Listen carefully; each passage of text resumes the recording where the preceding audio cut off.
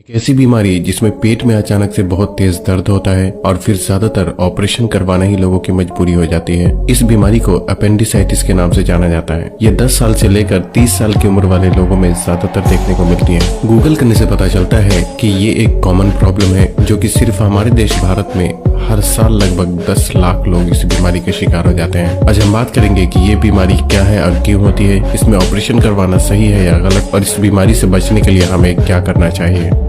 दरअसल हमने वीडियो की एक नई सीरीज शुरू करने का इरादा किया है जिसमें हम ऐसी बीमारियों के बारे में जानेंगे जो कि किसी को भी हो सकती है। इस सीरीज को शुरू करने से मेरा मकसद ये है कि लोगों को पहले से ही इन बीमारियों के बारे में पता हो ताकि अपनी गलतियों में सुधार करके वो इन बीमारियों से बच सके। और आज की ये वीडियो उसी सीरीज का पार्ट 1 है जिसमें हम अपेंडिक्स के बारे में बात करेंगे। आपके शरीर में जहां छोटी आंत खत्म होकर बड़ी आंत शुरू होती है वहीं पर एक छोटा सा अंग होता है जिसे अपेंडिक्स के नाम से जाना जाता है। ऐसे कहें तो ये अंग आपके पेट के निचले हिस्से यानी नाभि से लगभग 2 इंच नीचे और 2 इंच राइट साइड की तरफ मौजूद होता है। आज भी जब इस अंग में इन्फेक्शन होता है तो अक्सर ही डॉक्टर के पास जाने पर ज्यादातर डॉक्टर यही कहते हैं कि अपेंडिक्स एक ऐसा अंग है जिसका हमारे शरीर में कोई काम नहीं। अगर इसे काट कर शरीर से बाहर निकाल भी दिया जाए तब भी कोई फर्क नहीं पड़ता, लेकिन ये बिल्कुल भी सच नहीं है। दरअसल शुरुआत में की गई कुछ साइंटिफिक स्टडी में वैज्ञानिकों को ऐसा लगा कि ये शरीर का बेकार अंग है जिसका शरीर में कोई काम नहीं होता। लेकिन अब हाल ही में की गई कुछ साइंटिफिक स्टडी हमें बताती है कि अपेंडिक्स हमारे शरीर का बेकार अंग बिल्कुल भी नहीं है, बल्कि ये अपने अंदर गुड बैक्टीरिया को स्टोर करके रखने का काम करता है। ये बिल्कुल ऐसा है जैसे कि कभी गलती से आपका मोबाइल फॉर्मेट होने से सब कुछ डिलीट हो जाता है, फिर अगर आपके पास किसी मेमोरी कार्ड में पहले से सब कुछ बैकअप के तौर पे मौजूद होता है तो आप आसानी से मेमोरी कार्ड से सब कुछ अपने मोबाइल में फिर से ट्रांसफर कर लेते हैं, जिससे आपके मोबाइल में जो कुछ भी पहले था वो आपको वापस मिल जाता है। और यही काम अपेंडिक्स भी हमारे शरीर में करता है। शायद आप जानते होंगे कि हमारे शरीर की बड़ी आंत में करोड़ों की तादाद में अच्छे बैक्टीरिया मौजूद होते हैं जो कि वेस्ट मटेरियल को ब्रेक डाउन करने और आपके पाचन तंत्र को ठीक तरह से काम करने में मदद करता है। लेकिन जब किसी बंदे को फूड पॉइजनिंग होती है तो डायरिया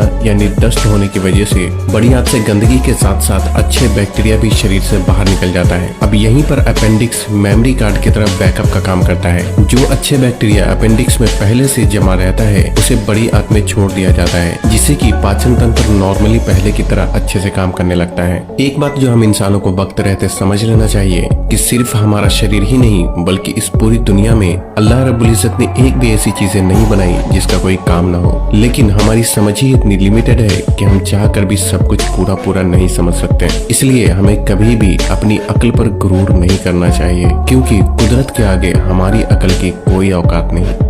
खैर, अब सवाल ये उठता है कि आखिर अपेंडिक्स में इन्फेक्शन होता क्यों है। दोस्तों, जब कोई चीज अपेंडिक्स में फंसकर रास्ते को बंद कर देती है तो इसमें ब्लड का फ्लो रुक जाता है और बैक्टीरिया मल्टीप्लाई होकर इन्फेक्शन पैदा कर देता है। अपेंडिक्स में जाकर उसे ब्लॉक करने वाली चीज आपकी आंत में जमा होने वाला वेस्ट पदार्थ का टुकड़ा भी हो सकता है, या इसमें बुरे बैक्टीरिया के ओवर ग्रोथ की वजह से भी इन्फ्लेमेशन की प्रॉब्लम हो सकती है। जब किसी भी बंदे को अपेंडिक्स में इन्फ्लेमेशन की प्रॉब्लम होती है तो सबसे पहले बहुत ही तेज पेट दर्द देखने को मिलते हैं जो कि नाभि के थोड़ा सा नीचे लगभग 2 इंच राइट साइड की तरफ होता है। फिर धीरे धीरे ये दर्द पेट के दूसरे हिस्से में भी बढ़ने लगता है। बाद में भूख न लगना, उल्टी और बुखार जैसे लक्षण भी देखे जा सकते हैं। अगर इन्फेक्शन कम रहता है तो कई बार ये खुद भी ठीक हो जाता है, लेकिन अगर कंडीशन ज्यादा खराब होती है तो इसे सर्जरी करवा कर निकालना ही ज्यादा बेहतर होता है, क्योंकि इन्फेक्शन बहुत ज्यादा बढ़ने पर अपेंडिक्स फट भी सकता है, जिससे इन्फेक्शन पूरे शरीर में फैल सकता है। ये अंग का शरीर में काम तो होता है लेकिन बहुत ज्यादा काम नहीं होता, इसलिए इसे सर्जरी करके निकाल देने पर भी आगे चलकर कोई खास प्रॉब्लम नहीं होती। अब बात करते हैं कि इससे बचने के लिए क्या करना चाहिए। अक्सर ही देखा गया है कि बड़ी आंत में जमा होने वाला वेस्ट मटेरियल अगर बहुत ज्यादा सख्त हो तो उसके कुछ टुकड़े भी अपेंडिक्स में फंसकर उसे ब्लॉक कर देते हैं। इसलिए सबसे पहले तो आपको अपने बॉडी में हाइड्रेशन मेंटेन करने की कोशिश करना चाहिए, और इसके लिए दिन भर में 8 से 10 गिलास पानी आपको जरूर पीना चाहिए, जिससे शरीर हाइड्रेट होने के साथ साथ बड़ी आंत में जमा होने वाला वेस्ट मटेरियल भी सॉफ्ट रहता है। जिन लोगों के खाने में फाइबर की कमी होती है उनमें भी ये प्रॉब्लम देखने को मिल सकती है। इसलिए आपको अपने खाने में फल और सब्जी जैसे हाई फाइबर फूड को शामिल करना चाहिए। ज्यादातर ऐसा भी होता है कि जो लोग पिज्जा, बर्गर और इस तरह की मैदे और चीनी से बनी चीजों का ज्यादा इस्तेमाल करते हैं, उनमें भी ऐसी प्रॉब्लम देखने को मिलती है, क्योंकि ये आपकी आंतों में ज्यादा समय के लिए रुक जाता है और बुरे बैक्टीरिया को जन्म देने लगता है, जो कि अपेंडिक्स में इन्फेक्शन का एक कारण बन सकता है। हालांकि हफ्ते 2 हफ्ते में एक आध बार इस तरह की चीजों का इस्तेमाल करने में कोई प्रॉब्लम नहीं है। और आखिरी बात ये कि आपको रेगुलर कुछ न कुछ शारीरिक मेहनत का काम भी जरूर करना चाहिए, क्योंकि इससे सिर्फ अपेंडिक्स की प्रॉब्लम ही नहीं बल्कि बहुत सारी बीमारियां आपसे दूर रहती है। पाचन ठीक करने के लिए किस